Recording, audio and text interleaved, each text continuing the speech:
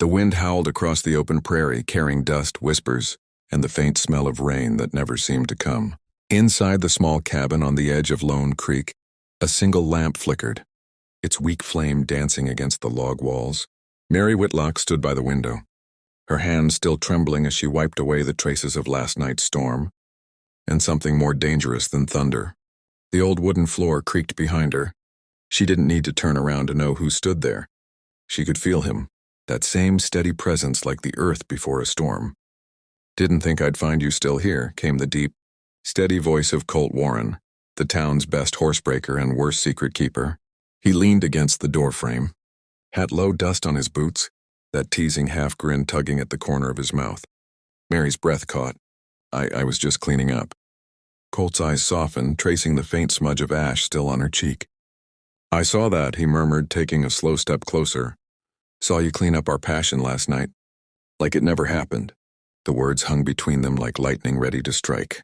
Mary's chest tightened, not from fear, but from the memory of how close they'd stood when the storm broke, how he'd caught her hand when the thunder had frightened her horse, how his lips had brushed hers, not in sin, but in something deeper, something both of them had been starving for since her husband's passing 2 winters ago.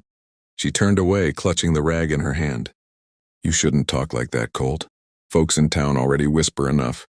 Colt chuckled low, the sound rich and dangerous. "Let him whisper.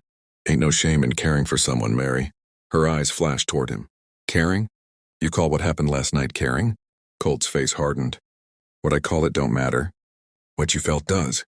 He took another step, and she could feel the warmth of him even with the space between them. "Tell me you didn't feel nothing, and I'll ride out of here this minute." For a heartbeat, the cabin fell silent, just the faint rattle of wind through the cracks, and her heart pounding like a runaway horse. "I can't," she whispered finally.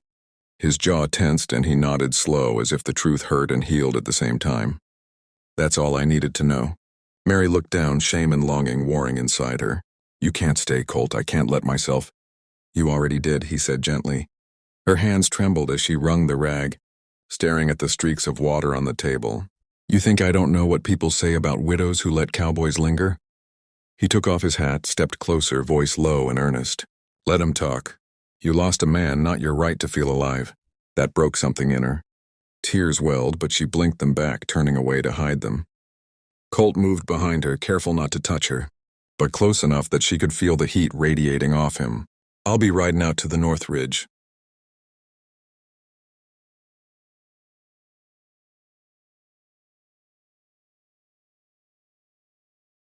"Tomorrow," he said softly, fixing fences for the dock's herd. "But if you need me," he hesitated, then added, "you just light that lamp in the window again." Mary turned, her breath shaky. "And if I don't?" He smiled, sad and knowing. "Then I'll know you chose peace over fire." As he reached the door, thunder rumbled again in the distance, soft, rolling like the echo of something unfinished. He paused, looked back once more, and their eyes locked, 2 hearts caught in the same storm. When the door shut behind him, the wind carried the scent of rain inside again. Mary stood alone, staring at the lamp. Her hand hovered over it, the one thing that could call him back. But for now, she let the flame die. The sun had barely lifted above the canyon when Mary saw him again.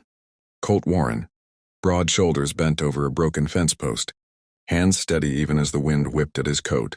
His horse grazed a few yards away, the animal calm, used to the rhythm of the man who rarely spoke more than he had to.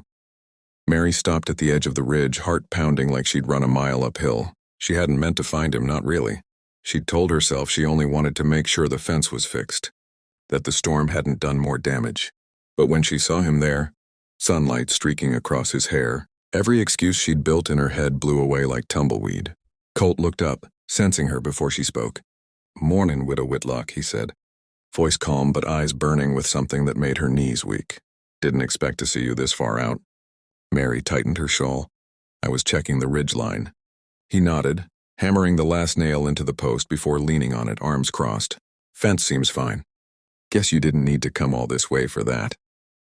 She met his gaze, steady, unreadable, and felt the words she'd been rehearsing fall apart. "You left without saying goodbye." Colt smiled faintly, That teasing kind of smile that made the morning brighter and heavier all at once. Didn't figure goodbye was something you wanted to hear. I didn't say that. No, he said softly. But you let that lamp burn out. Her throat tightened. The lamp. The one thing that could have called him back. It didn't mean what you think. Colt stepped closer, boots crunching against the frost. Then tell me what it meant, Mary. She turned away, her hands twisting around the edge of her shawl. It meant I was scared. Scared of what people would say. Scared of what it'd make me if I let you stay. He was close now. Close enough that she could smell the leather. The cedar smoke that always clung to him. You ain't gotta be scared of me. It's not you I'm scared of, she whispered. It's myself. For a moment, neither of them spoke. The wind moved between them, slow and aching. Colt's hand twitched like he wanted to reach for her, but didn't. I buried my husband right over that hill, she said quietly. And since then, I've tried to live decent. Tried to